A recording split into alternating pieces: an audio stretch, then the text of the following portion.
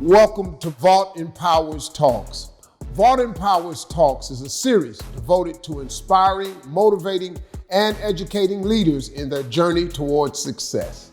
Through this series, you get access to the most accomplished experts that are here to share their knowledge in all types of areas, such as business development, career advancement, financial management, personal growth, health and wellness. And today we get to have a one-on-one conversation with a leader in the financial tech space that's dedicated to transforming America's saving and investing habits. So let's get to it. Born in the East Village, Noah Kerner quickly learned to navigate different worlds at a young age. He was a public school kid by day, playing competitive tennis with private school kids by night. Then his life flipped. He went to private high school and began DJing in the gritty hip-hop clubs of New York City. At age 16, he was spinning in nightclubs across the country and later performing on stage with artists like Jennifer Lopez. Noah went on to author the popular business book, Chasing Cool. At 27 years old and starting not one, not two, not three, but 4 companies, including the leading product development and marketing agency for the young adult market called Noise. But Noah wanted to level the playing field and merge both worlds he had been exposed to. Passionate about economic inequality, Noah has built his latest company, Acorns, into the leading micro-saving and investing company in the U.S., helping over 8 million everyday Americans shift their financial outlook, save and invest spare change, and build a better financial future. Today, Acorns has almost $3 billion under management, and the company has raised over $250 million from the likes of PayPal, BlackRock, and CNBC. One of Billboard magazine's top 30 under 30, Adweek's top 20 under 40, and one of Fast Company's innovation agents. Please welcome to Vault Empowers Talks, Noah Kerner. This is gonna be really good, man. I've always wanted to meet this young guy because he's such a innovator, such a hustler. I always believe that the foundation of every successful person, it lies in their gift. It's what a person does the absolute best with the least amount of effort.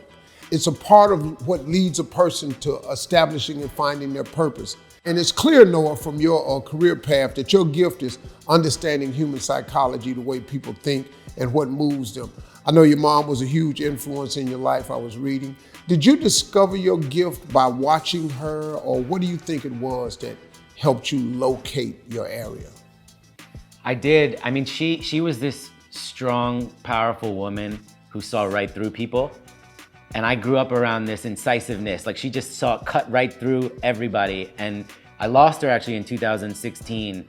And one of the most remarkable things for me was at the funeral, there were 14 eulogies, and every single person said the same thing essentially, which was that meeting my mom changed the course of their life in some fundamental way, and that she saw something in them that they didn't see, and it caused them to go off maybe in a new career path or a new relationship or whatever. So it was, yeah. Wow. What was your takeaway in that moment? Because, look, funerals are really, really dark moments, and sometimes people come away from those things broken, but also healed. When you were sitting there and after it was over with, was there a takeaway for you? My mom was one of those people who never stopped me from asking why. And I think that's as a parent is really important. Like when, kids ask questions, but why? And then parents at some point often will say, just cause. And for me, that's like a moment where the kid gets cut off in a way. And so I thought a lot about that at the funeral and coming out of it. Like, I felt like my mom gave me this platform and foundation, and I need to do her right. So for me, it's really a lot of the work comes back to celebrating her and doing her right. Wow, that's pretty cool, man. Hey, listen, in your intro, I was telling people how you had flipped your life around. Do you believe that growing up with wealthy kids on one side and then DJing on the scene on the other side kind of helped you hone in your gift while at the same time leading you to your purpose? Yeah. I mean, I'm a big believer in people having access to all kinds of different types of people and groups of people. So that to have that mix of things, the richness of diversity, and to be around all kinds of different people, I think just it's impossible not to have a level of empathy from that.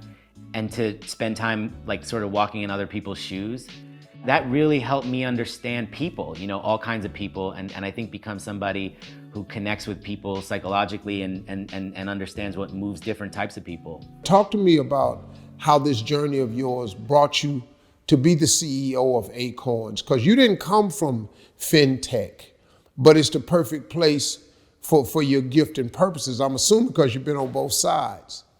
Yeah, I've never come from anything I've done. I watched something you said, and it's something I say, which is get comfortable being uncomfortable. And I've always liked discomfort for some reason. That's probably not, maybe I don't know how psychologically healthy it is, but I thrive in that kind of thing. All the way back, my mom could never figure out how to use an ATM machine. And she was this brilliant woman who literally couldn't go get money out of an ATM machine. And it was because those things are so complicated and complex, and it's kind of like indicative of the whole financial services industry. And then my dad, growing up, worked in banks, but he did corporate social responsibility. So he's responsible for investing the bank's money into community efforts and philanthropic efforts. So I really grew up around that type of thing, both like, how do you bring good to money? And then why is it so complex? And so fast forwarding to today, for me, I feel like what this industry needs is for people to take the complex, make it simple and digestible. And being an outsider is really helpful for that, because I'm not on the inside. I don't know all the acronyms. I don't know all the buzz and the jargon and all this nonsense, but I know how to convey it in a way where you would understand it, where young me would understand it, where my mom would understand it. People like you've learned how to become comfortable being uncomfortable, because simply to you, you know no other way to be successful. You understand that you got to get out of your comfort zone, because success is always outside of your comfort zone. Yeah, for instance, like when you're looking to bring someone into your company, I think the common belief is you should look for people with a singular track that have come up through finance or have come up through this. I look for people who are multi-track. Yeah. Because I love to see this, to know that somebody has a richness of background and that they did something ridiculous or didn't make sense and your story makes no sense. I'm drawn to that. Yeah. The road to success is always under construction. You're gonna have to deviate along the way. There's no straight shot to making it. And if you got a bunch of people who are around you who are just straight shot people, you're gonna be in trouble, man. Being successful is like nature. Nature is the most beautiful artwork I've ever seen, but there are no straight lines in nature. Every river bends, every mountain has scales and peaks on it. There is no leaf that's straight. Every leaf has a jagged edge. Grass grows different heights. And that's the type of people I want around me, man. So Noah, I want to just talk to you about why financial literacy is so important. I mean, I've been looking at statistics, right? They show that 69% of adult Americans have less than $1,000 in a savings account.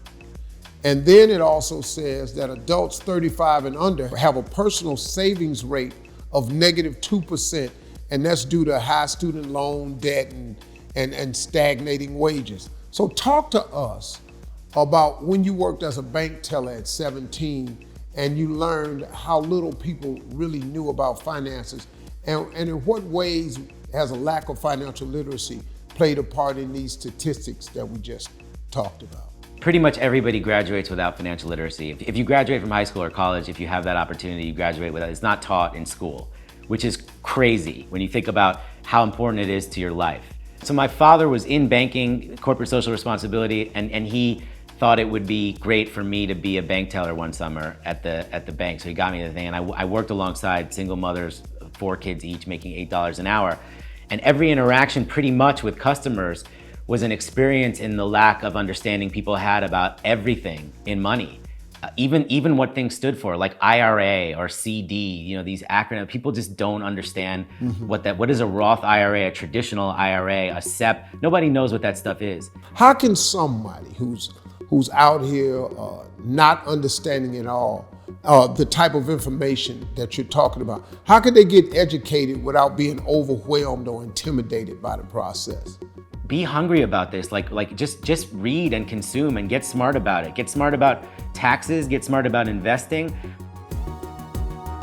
So with us, the Acorns product does that as part of the product. There's a whole section about helping people grow their knowledge, just go grow your knowledge. And it's just really simple ways to learn about investing and saving and spending and borrowing, basic financial literacy. A financial product should come with education next to it.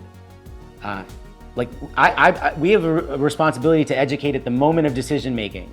Otherwise, you're gonna get things that you don't know why you got it. You don't know how much interest you're paying. You don't even know what interest is. So how do you all do it? What suggestions do you have to sort of demystify the idea about investing? So the product itself does a lot of that work for people. For instance, like if you, in the past, if you wanted to think about becoming an investor, where would you go? How would you do it? What would you invest in? You don't know anything about this stuff. So with Acorns, you sign up, it's really simple. You answer some questions, and then while you're going about the product, we educate you as you go. So it's really there alongside of the product features and the product experience.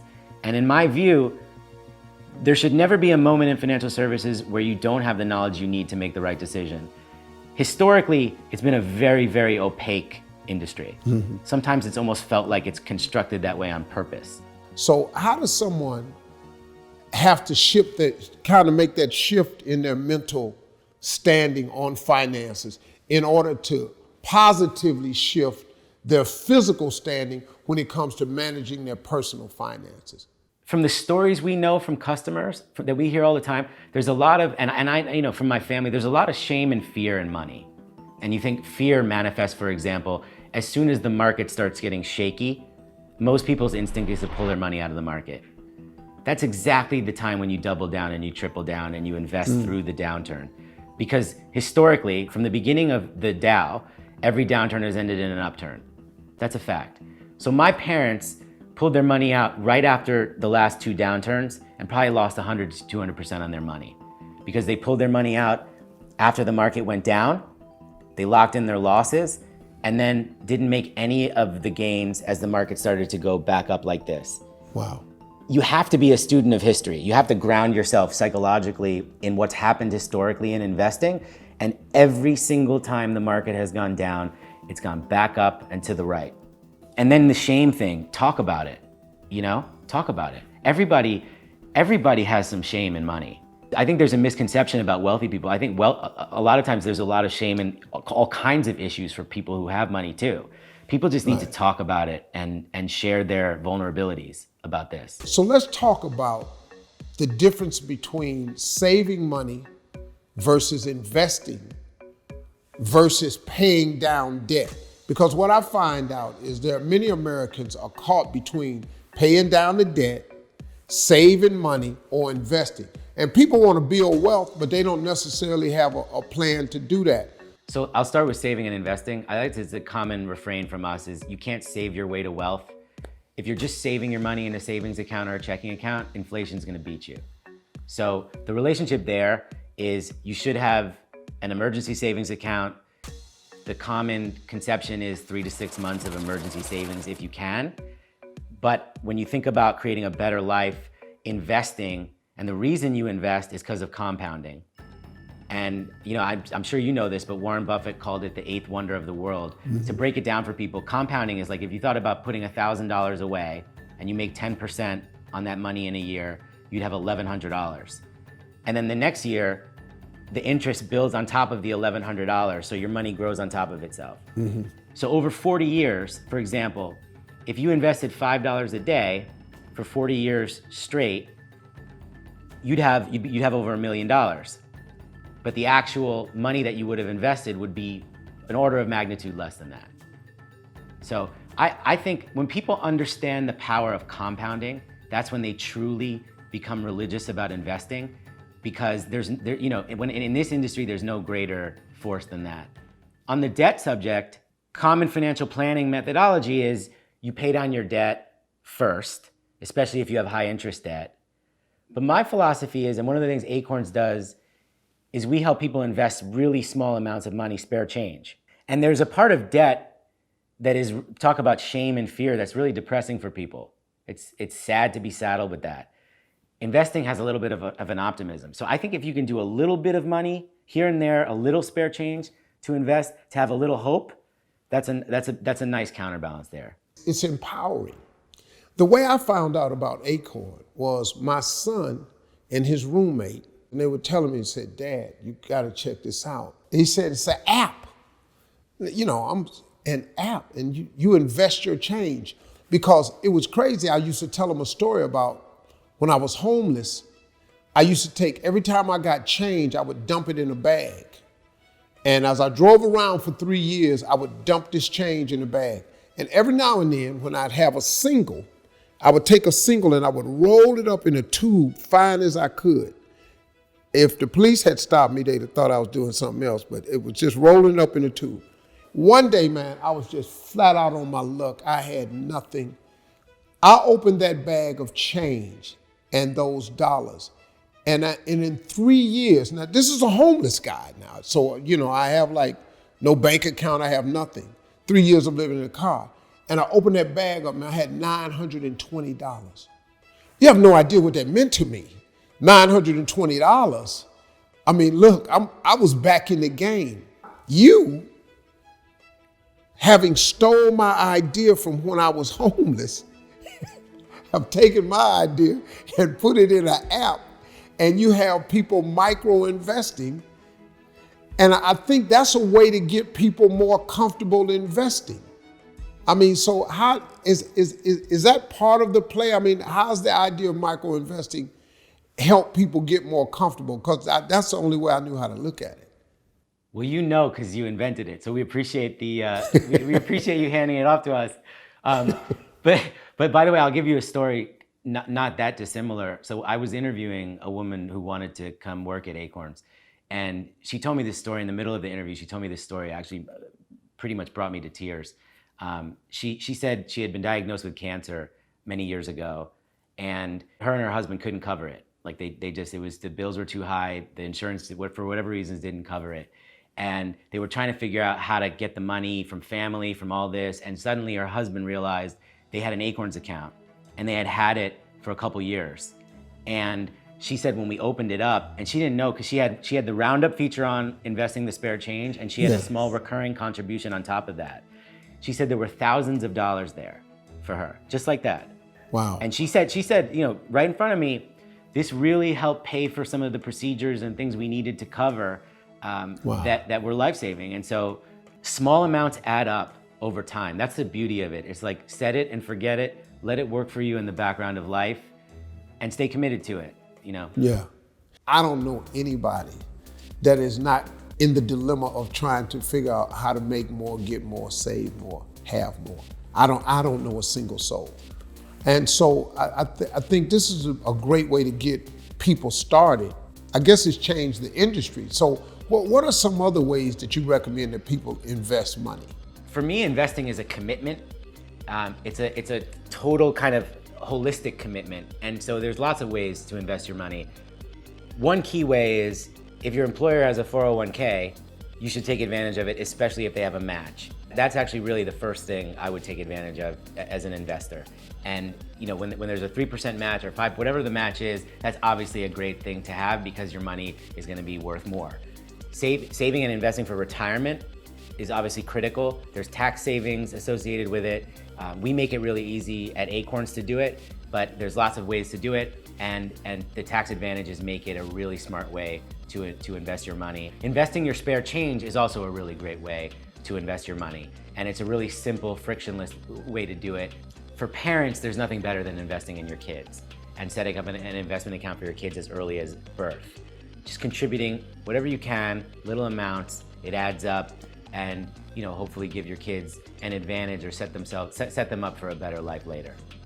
If you think about how to change the future of this country and the future of the planet and make life better for the next generation, if every parent started investing a little bit of money in their kids as early as birth, just a little bit, whatever you can do, that's how we start to make big change.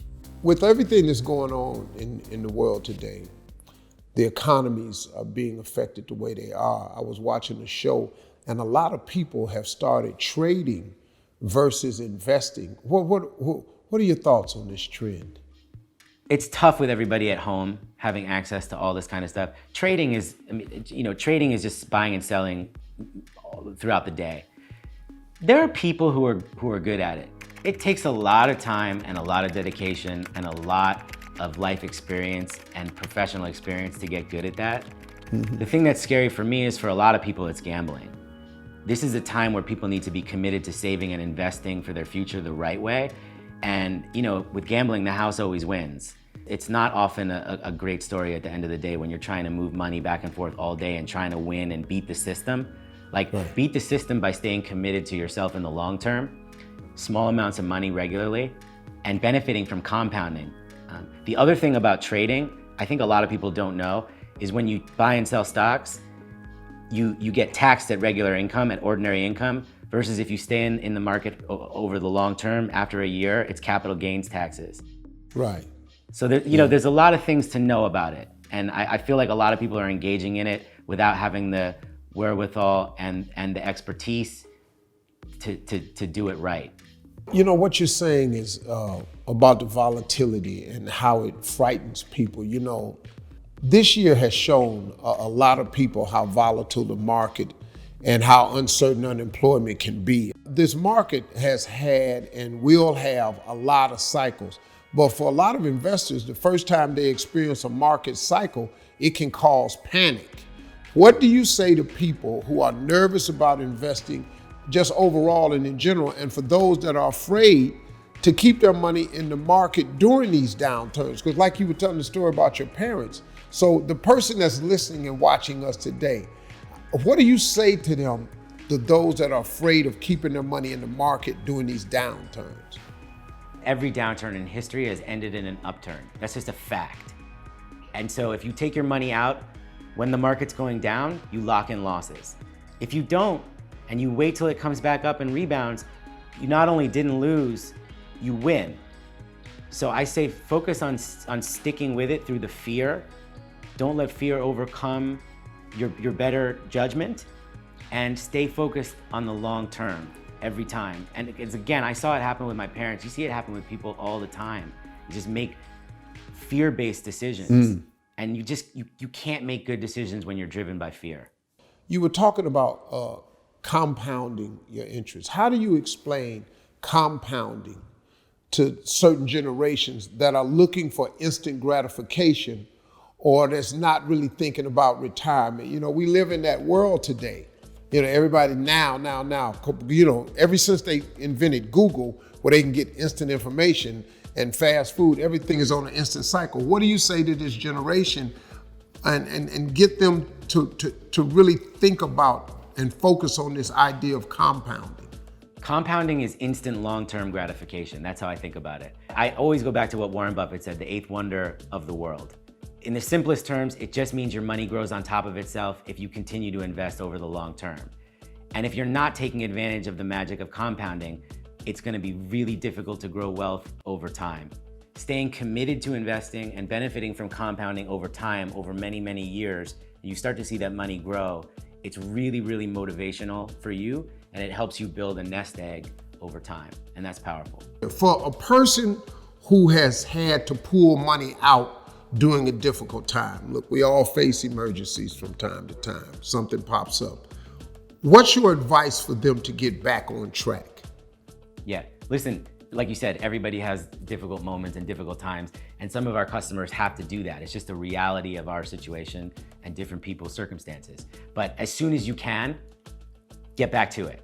As soon as you can, get back to it. We have a lot of customers that will pull the money out when they need it, and it's really easy to withdraw it. There's no friction, there's no fees, nothing.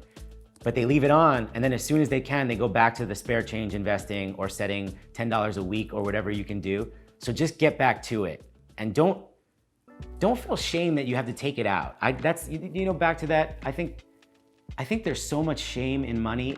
I think that drives that and fear, man. You have to move past that. Get back to it. Hey, look, I know you told the story about the young lady who was interviewing for you once.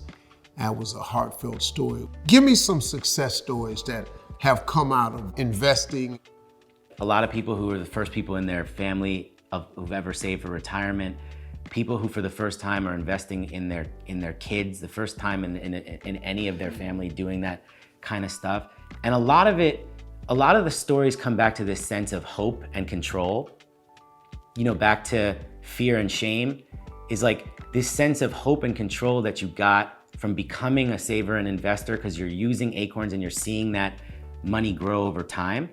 That to me is that's why we do this. That's why we're here, Yeah, that's pretty cool. Hey, look, man, we've been talking about investing and wealth building, and sometimes you got to invest in yourself and your company. Now, you're very accomplished, so let's talk about that for a minute. What have you learned in terms of investing in yourself and your company? When I was like 26, 27, there was this small apartment in New York City that I saw, and I wanted to buy it, but it was outside of my means. And people often say, don't live outside of your means, but I saw this thing and I just had to get it. And obviously real estate's a good investment, but in my mind, there was this little voice that said, you get this thing because it's gonna push you to go further, and it's gonna push you to find a way to go further. Yeah. And I did it, and it was that for me. It was this little thing in the back of my head that was like, man, you gotta pay this you're gonna have to pay this mortgage somehow. So you need to move and you need to go. And funny enough, like I ended up selling this apartment at a little bit of a loss, which is not something I'm proud of, but in total, because of the motivation from it, because of the fact that I put myself outside of my comfort zone, it was definitely a big gain. It's like I tell people all the time, even if you can't afford it, you should buy a first-class ticket one time. One time. I know it's more expensive, but I gotta tell you something, man. After you get that first-class ticket, you discover why they closed that curtain. Because they can't have the people in the back looking at what's going on in the front. They're bringing you a hot towel, you get a bowl of warm nuts, you get a menu, you get to decide what you want to eat, and you can order drink after drink after drink. And the seats are wide, and you don't have to be touching the person next to you. And once you buy that first class ticket one time, it's very hard to walk on that plane and pass up first class. Oh, it's hard. Oh, it's a rough trip back to economy now, because you now know what it felt like to be in first class. And what you said is exactly correct, Noah. It then causes your mind to click, to figure out a way how I can fly first class more often. And you start, and once you get that fire lit, it does. What you're saying is exactly right. It causes you to work harder, because you had to work hard to pay for this apartment. And I disagree with people all the say that you have to live within your means. You gotta stretch sometimes so you can see what it's like. Once you see it, man, it's very hard to go back. I agree with you 100%. Where do you invest your time to get the biggest return personally and professionally? Where do you spend the time at to get the greatest return for yourself? I'll tell you a funny story. I've been doing this since I can remember. But I'm a fan of rituals. I think personal rituals are important, like having a consistent rituals that you do. And every single morning I take a bath. And I go in the bathroom. And by the way, now I have a nicer bath and a nicer bathroom than I used to have, but I did it when I had a little shallow tub. I take a bath. I'm in there for 15 minutes. I do breathing. I plan out my day. I strategize. I get myself like centered and relaxed and ready for the day. And I do it I do it religiously. I've been doing it for a long time. And for me, that's it's a daily morning investment. It's private, personal time alone with my thoughts. And then I spend so much time trying to find great people, to surround myself by great people who inspire me and inspire me to move past my previous thresholds of possibility. You never learned a thing in your life from somebody who agreed with you. I want to be surrounded by people who push me forward, who push me to take the next leap and take the risk. Absolutely. I just have to agree with you. I need so many people that's smarter than me in so many areas. I'm not a tech guy. Totally. I got it. I'm not a finance guy. I got it. But I tell you what I am, though. I'm a pretty big dreamer, man. I got no problem dreaming. And all I got to do is find people, man, who who ain't got no problem assisting in that process.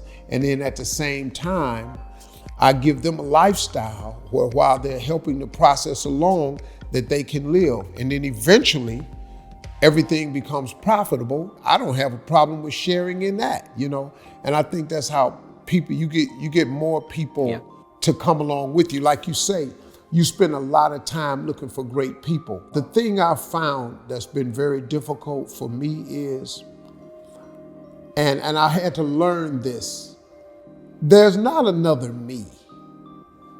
There's not another Noah. You can quit looking. There's not another Steve Harvey. I can quit looking. But I can do like you say. I can find great people in their own right.